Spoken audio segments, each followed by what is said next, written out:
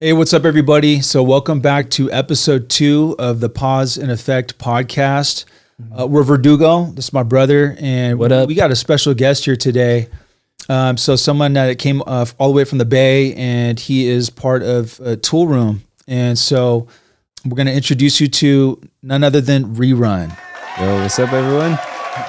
Yeah, so Rerun signed a track to Toolroom about almost a year ago, right? Yeah, and the way we met Rerun is we were both in the same class together through Toolroom, and we found out that he was from the Bay Area, and you know, there's only so many people through the class that actually got their song signed on a Toolroom, and Rerun was one of them, and then us out of California that we know of.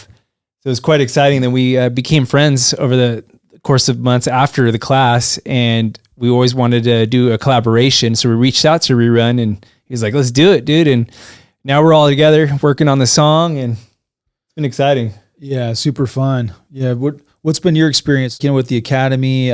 Just having the song assigned to Toolroom. What did that feel like? What was like the initial reaction, and what did your family think? Your friends, your peers. Yeah, I definitely wasn't expecting it at first. Because to be honest, I kind of thought that my track, The Unknown, when I made it, it was just kind of like, I don't know, maybe I thought it was a little too dark or too experimental, but it turns out that it was pretty much, it was what they were looking for, which was, so when I joined Toolroom Academy, it was with the intention to kind of develop my artist sound. Yeah. Right. Because I already had some experience in Ableton and making music. I just needed to understand their perspective as a record label. Yeah. And so when I made the song and they responded well to it, I was still trying to figure out how to really articulate that sound in my music that resonated with the labels. Yeah. And so I guess it kind of caught me off guard a little bit that they took a liking to it, Yeah. when I'm still like in the process of trying to figure out what that even means.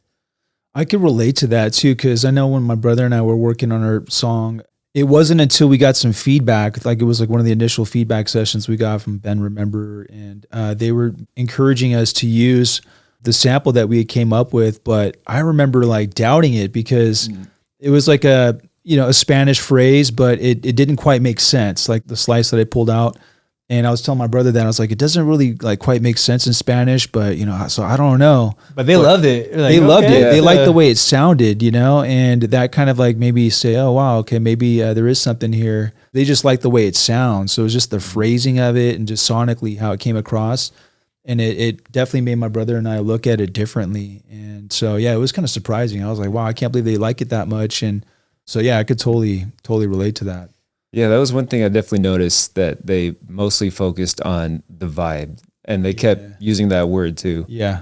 To just kind of, articulate what they focus on when they look for signing records, because it's like they think of it from a very like practical point of view, where it's like, can this track play out in a room?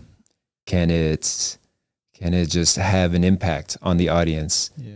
How does it fill the space? Because when we go to events as an attendee, we're there for hours and we're just sitting there in a room, and the music just fills all the air. It makes it vibrate. So it's like you're living there in a way.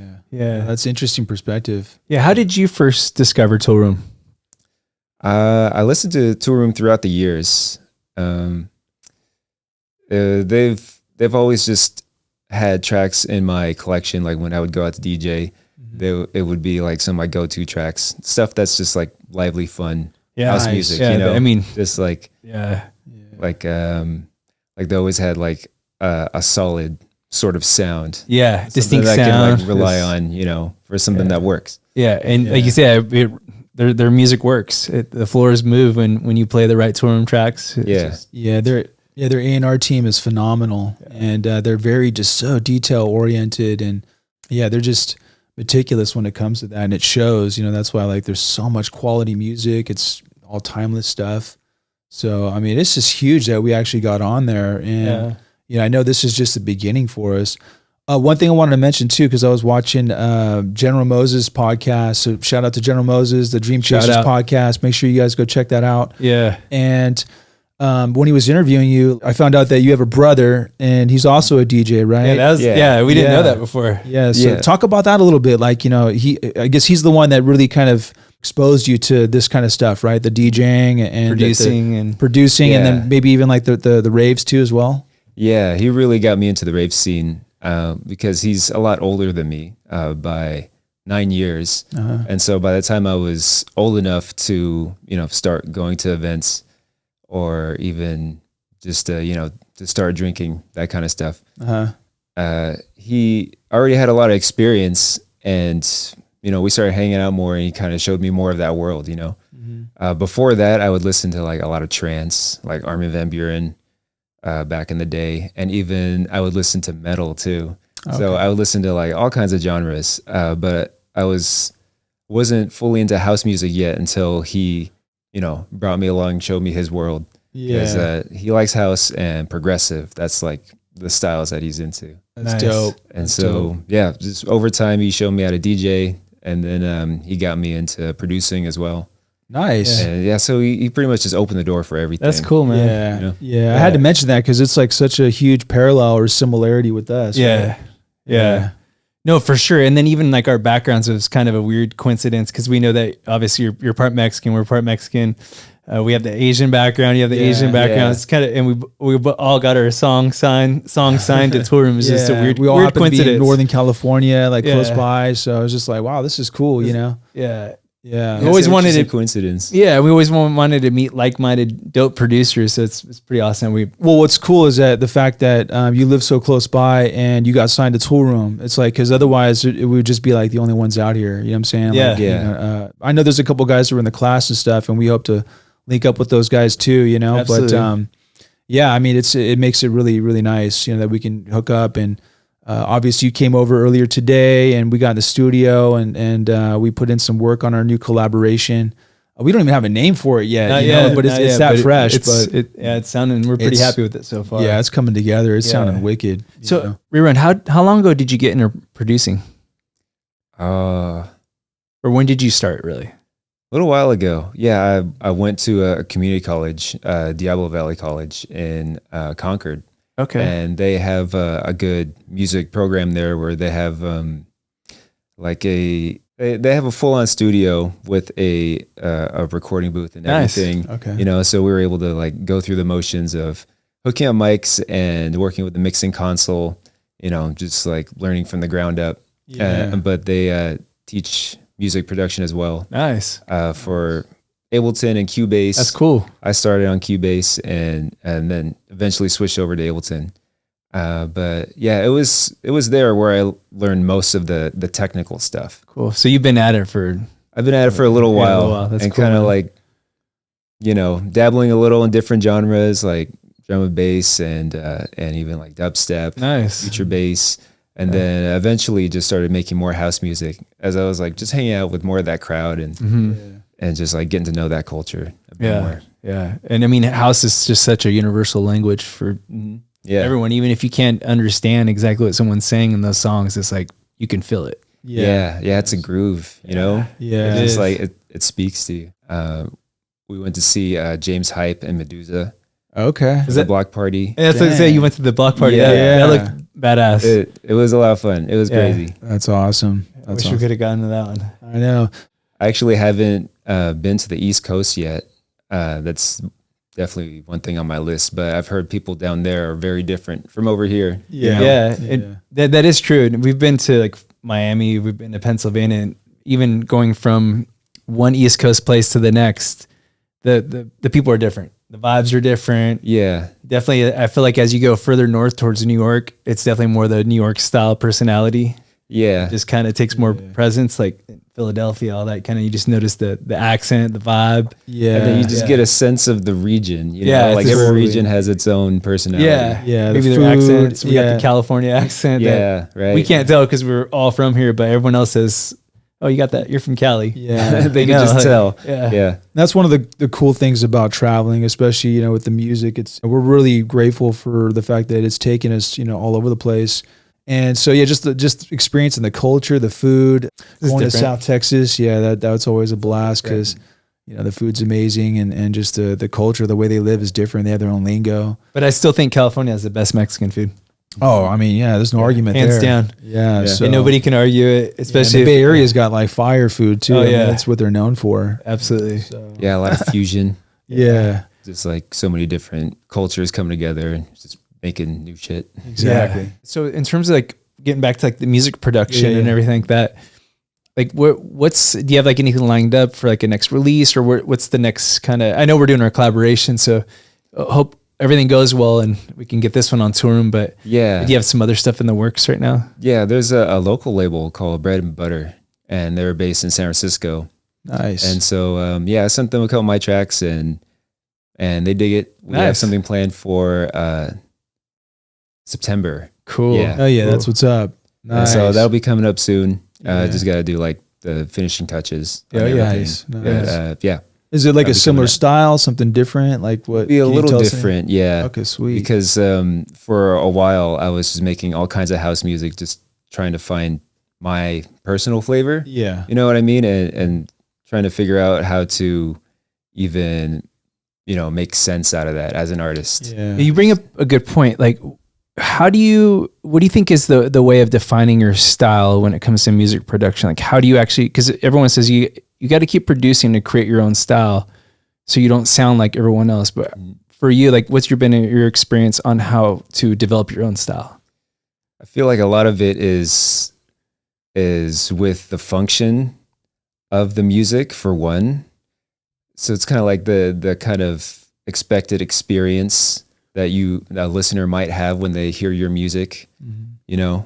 If you listen to like Odd Mob's stuff, a lot of his music has the same mood, sort of like you can picture the same kind of experience that you might expect, I guess. Something like that.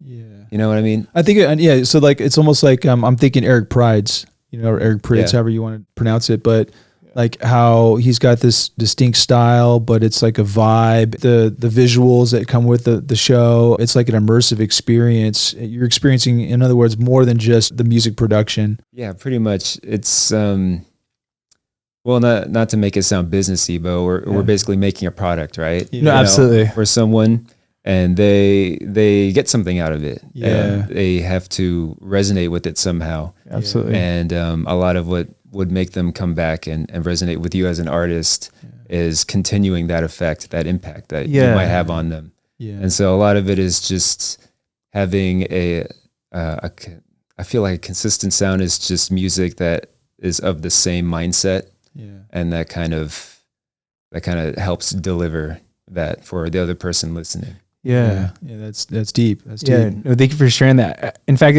I know I listened to General Moses' podcast too, and there's a part in there where he was talking to you about your sound, and you were talking about that you like to use like organic sounds to create your sounds when you produce.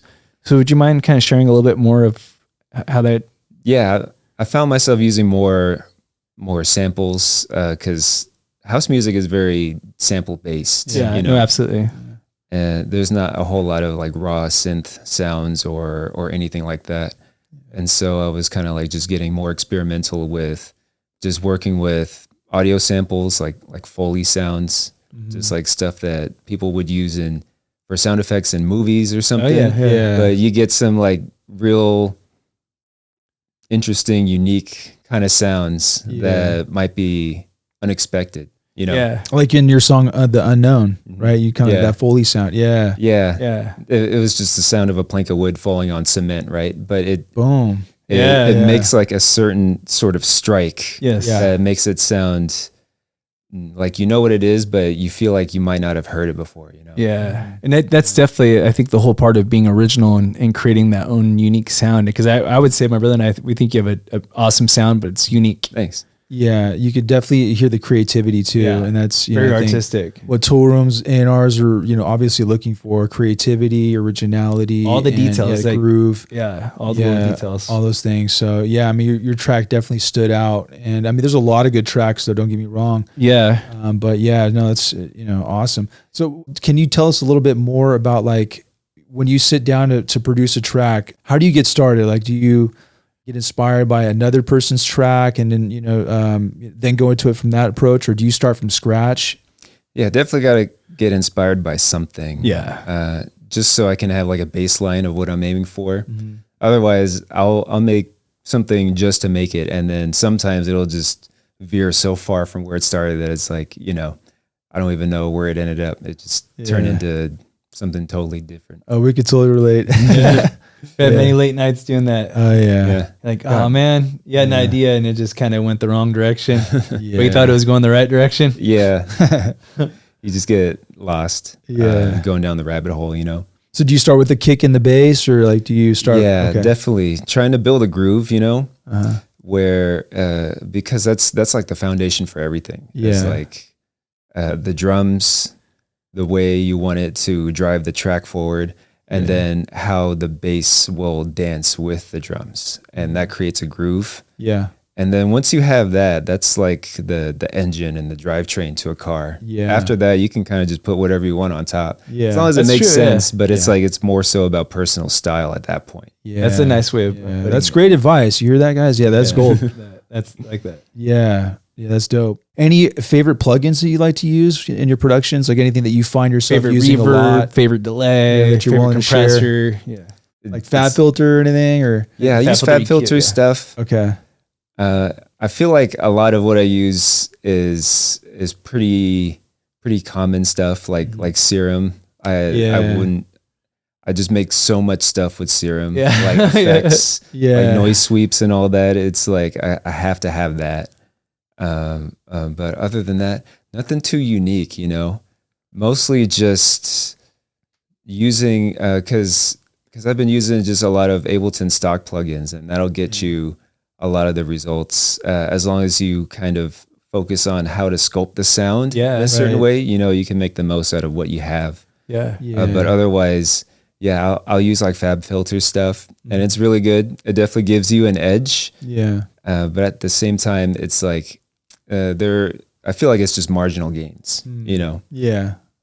and just even the stock plugins, you can make so much happen with just that, That's true. Yeah. Yeah. The Serum thing is huge too, because I mean, that's where you really can like make unique sounds. It's got all the different wavetables in it, and you could really just get down and tweak, all your sounds and come All up with the something knobs. that sounds different. That's doesn't sound like it's out of the box. Yeah. And that's like the goal as a producer.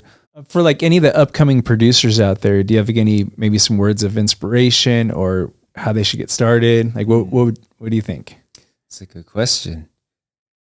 To get started, just start making shit. Yeah. It's gonna be shit at first, and you gotta be okay with that, which was definitely the hardest part for me, as a beginning producer. A lot of my tracks that I made, I just never put it out there. They just kind of sit on my hard drive. Yeah.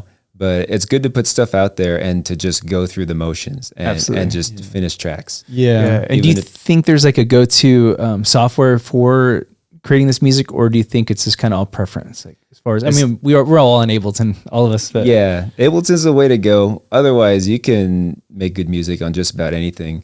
I feel like just the concept of what makes music work. yeah. If you can get that down, you can really make it on any platform. Yeah. Kind of like DJing, where it's like once you understand your role and what you're supposed to do, you could DJ with just any kind of equipment that can a mixer and then just 2 iPhones or something. Yeah. Like if you have the idea in mind and you just have enough practice with it, you can translate it over anything. Yeah. But definitely Ableton's the way to go, just because for loop-based music, it's just the workflow is the best. Yeah. by far. absolutely. It is. Yeah. Yeah. And then 12 just came out, and it's got all Yeah. kinds of new bells and whistles, plugins, and Yeah. improved plugins. It's endless possibilities. Yeah. Yeah.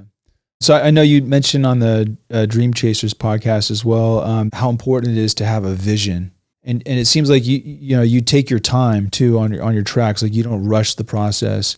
And I just think that's so important, because sometimes I get in a rush, or other people do it too. And that's the last thing you want to do. You don't want to rush a project because, you're probably going to overlook something. Yeah. I feel like even, a lot of us will have deadlines to deliver something, and that can kind of rush the process. Sometimes just allowing yourself to take as much time as you need and to let it develop as it does naturally is the best approach to things. So that way you don't force anything, because you don't want that forced effort, because it just comes out in the sound, right? Comes across. Yes. Yeah. I kind of think of it like just watering a plant, where it's like you give it enough time and attention and you nurture it, but also just pay attention to what it's telling you, like what does it need, and then that'll tell you how to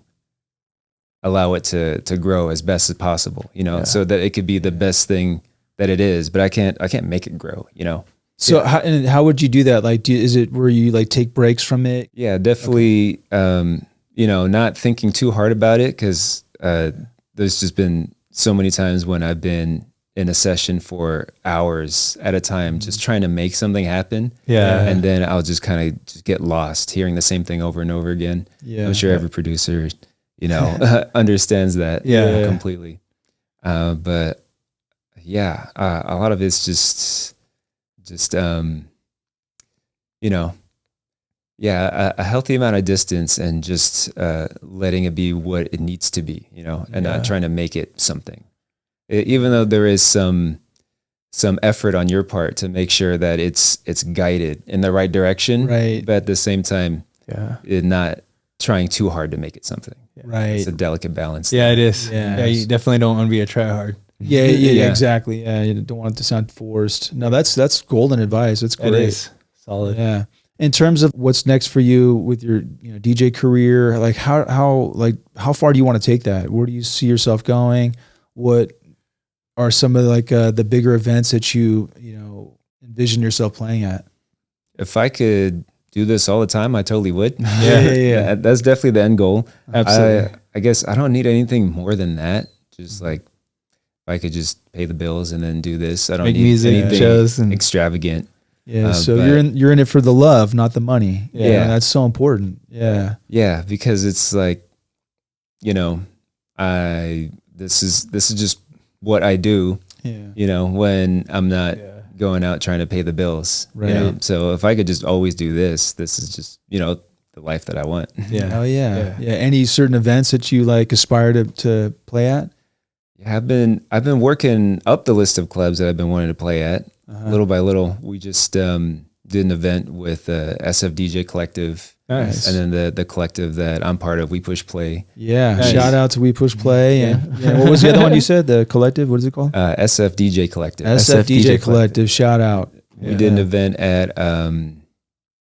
at the Great Northern. Okay. And so that was like one of many spots in the area that I've been wanting to play at, because it's like, one of the legendary spots. That's dope. It used to be Mighty, then it turned to okay, Northern. that's okay. Yeah. And so it's like, it's always been that spot. Yeah. No, that's a dope spot right there. Yeah. We got to DJ at Mighty a few years back when it was still Mighty, but that was a great venue. Yeah.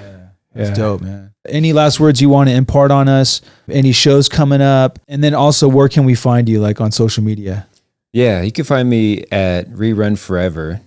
I think all my handles have that as a handle. Cool. On Instagram and SoundCloud and all that. Okay, cool. We'll make sure to link it too. Okay. And then you're on all the major music platforms as well. Yeah, Spotify and Apple Music. Awesome. On that. That's dope. Yeah. Awesome, man. So definitely follow Rerun, check out his music, and share the love. Yeah, thank you so much for stopping by, man. Yeah, we really Sharing appreciate your it. story a little bit, and Certainly, we're man. looking forward to this collab together, man. It's exciting. So hell yeah. So thank you. Yeah, thank you. All right, peace.